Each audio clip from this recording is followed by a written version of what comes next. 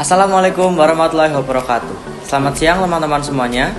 Pada hari ini kita akan melakukan wawancara dan narasumbernya adalah Pak Ibnu terkait dengan fenomena kebebasan berpendapat yang terjadi di Indonesia.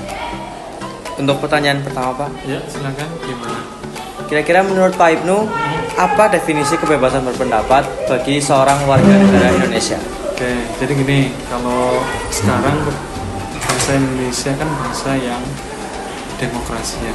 Artinya salah satu haknya adalah diberikan hak untuk menyampaikan pendapat begitu. Walaupun dalam hal ini kita menyampaikan pendapatnya bebas, tapi jangan lupa untuk tetap mematuhi norma yang ada gitu ya. Salah satunya nggak boleh menyinggung ras, nggak boleh yang hubungannya dengan perpecahan ya, agama dan sebagainya.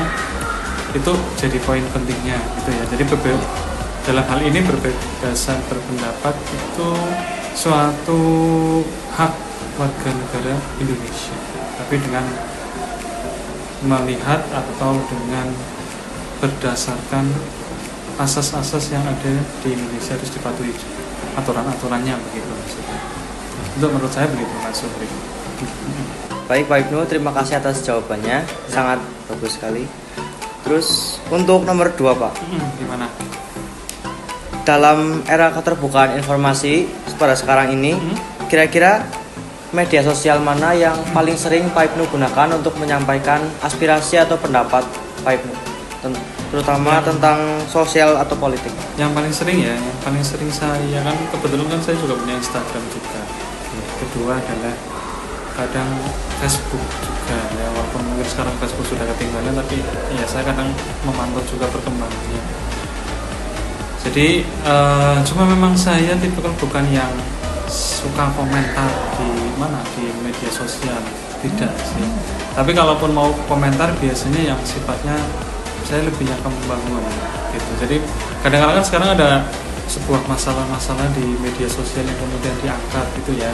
Di situ juga banyak komentar yang saya rasa saking bebasnya sehingga tidak mematuhi norma-norma yang ada gitu. Dan biasanya saya berkomentar dengan hal-hal yang sifatnya hanya membangun gitu ya. Tetapi tetap prinsipnya itu mematuhi norma yang ada aja. Ya, yang penting tidak menyinggung ras dan agama. Gitu. Di IG Mas, di Instagram sama di Facebook kayak gitu. Sebenarnya saya nggak punya TikTok gitu. Gitu Mas. Di Facebook dan Instagram ya Pak? Iya, saya di Facebook dan Instagram. Untuk pertanyaan yang ketiga Pak, Boleh?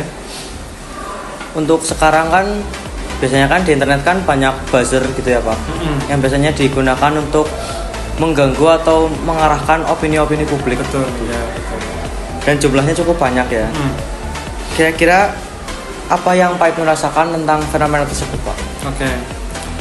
Yang jelas satu, karena adanya buzzer itu kan biasanya buat fitnah ya.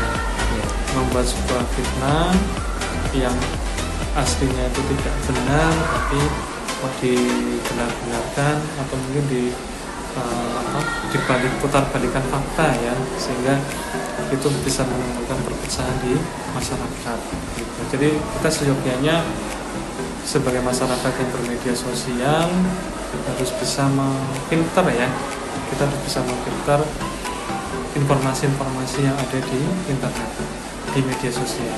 Ya, jangan langsung kita percaya tentang hal itu. Ya memang tujuannya buzzer-buzzer itu ya memang seperti itu, menggiring opini publik terhadap sesuatu hal yang belum tentu itu terjadi kebenarannya. Gitu. Ya, jadi kita ya sebagai bangsa Indonesia, sebagai warga yang baik ya kita harus lebih bijak sebenarnya melihat fenomena yang ada di media sosial. Itu tentang buzzer Mas, kalau menurut pendapat saya. Baik Pak Ibnu, terima kasih banyak atas pendapatnya. Sama-sama. Mungkin segitu saja Pak untuk pertanyaan. Ya. Demikian tadi wawancara saya dengan Pak Ibnu terkait materi kebebasan berpendapat. Semoga membawa manfaat bagi kita semua. Terima kasih. Wassalamualaikum warahmatullahi wabarakatuh.